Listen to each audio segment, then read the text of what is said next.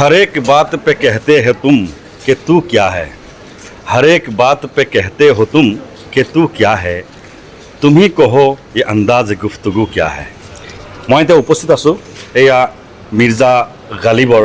হাৱেলী এজন উৰ্দু সাহিত্যৰ বিশিষ্ট কবি উৰ্দু আৰু ফাৰ্চী সাহিত্যৰ বিশিষ্ট কবি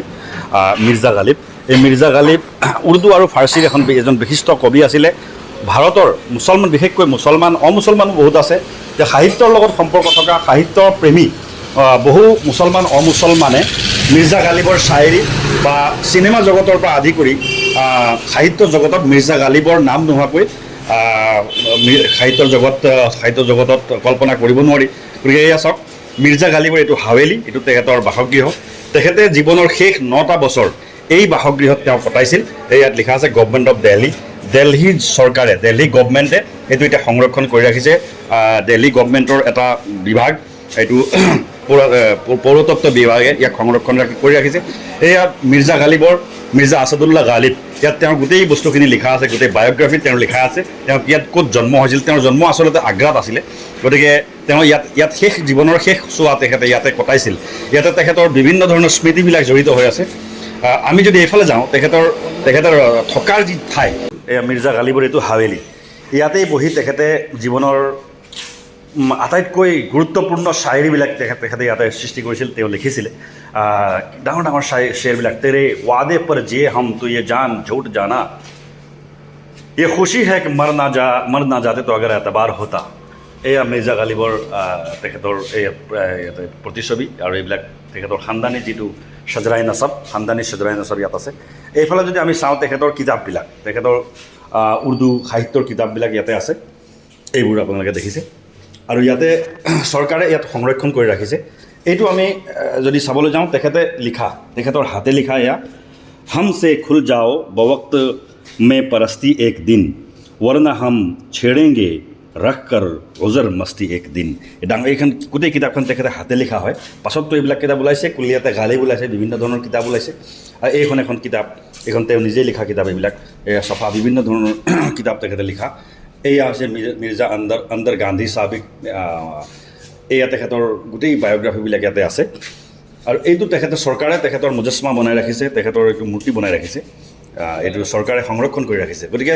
মিৰ্জা গালিব কোন সময়ৰ আছিলে তেখেতে ব্যৱহাৰ কৰা এইবোৰ মিৰ্জা গালিবে ব্যৱহাৰ কৰা এইবিলাক বিভিন্ন ধৰণৰ বস্তু ইয়াতে থোৱা আছে এয়া তেখেতে কোন সময়ৰ শায়েৰ আছিলে বহুতে সুধিব বিচাৰে যে তেখেতে আছিলে মোগল সাম্ৰাজ্যৰ একেবাৰে শেষ সময়ৰ তেখেত শায়েৰ আছিল তেখেত কবি আছিলে বাহাদুৰ শ্বাহ জাফৰ সেই সময়ৰ বাদশ্বাহ আছিলে পাছত মোগল বাদশ্বাহসকলৰ শেষ বাদশ্বাহ আছিল বাহাদুৰ শ্বাহ জাফৰ আৰু তেখেতে এই মোগল বাদশ্বাহৰ সময়ো পাইছে মোগল দৌৰো পাইছে মোগল ৰাজত্বও পাইছে আৰু তাৰ পিছৰ যিটো আমাৰ ইংৰাজ শাসনৰ সময়খিনি তেখেতে পাইছে দুয়োটা সময়খিনি তেখেতে পাই পেলাই আৰু গোটেই উৰ্দু সাহিত্যৰ এটা ভঁৰাল সৃষ্টি কৰি থৈ গৈছে আৰু উৰ্দু সাহিত্য এতিয়া মিৰ্জা গালিবক বাদ দি মিৰ্জা গালিবৰ অবিহনে উৰ্দু সাহিত্য সম্পূৰ্ণই হ'ব নোৱাৰে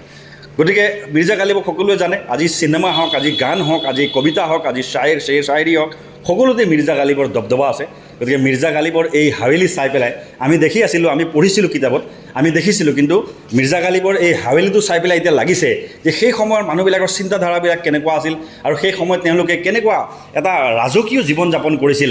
শায়েৰ হ'লেও কবি হ'লেও তেওঁলোকে এটা ৰাজকীয় মানসিকতা তেওঁলোকে ৰাখিছিল আৰু এটা বেলেগ ধৰণৰ কাৰণ যিসকল সাহিত্যৰ লগত সম্পৰ্ক থাকে তেওঁলোকৰ মানসিকতা অলপ বেলেগ ধৰণৰ থাকে গতিকে মিৰ্জা গালিবৰ মানসিকতা কেনেকুৱা আছিল ইয়াত আহি আমি চাব পাৰোঁ তেখেতৰ ইয়াতে চেছ আছে এয়া চেছ তেখেতে খেলা হয়তো তেখেতে খেলা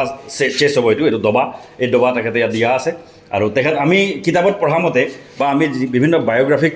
হেৰিবিলাক চোৱা মতে ভিডিঅ'বিলাক যেনেকৈ চাইছোঁ তেখেতে খুব চাৰাবৰ আদি আছিল অৰ্থাৎ তেখেতে খুব মদ্যপান কৰিছিল বুলি আমি শুনিছোঁ কিন্তু কিমান দূৰ সঁচা মিছা আমি এইটো হেৰি কৰিব পৰা নাই এইবিলাক বস্তু দেখিলে বুজা যায় এইবিলাক যিবিলাক খেলাৰ চাতৰঞ্জ বুলি যি কোৱা হয় এইবিলাক খেলাৰ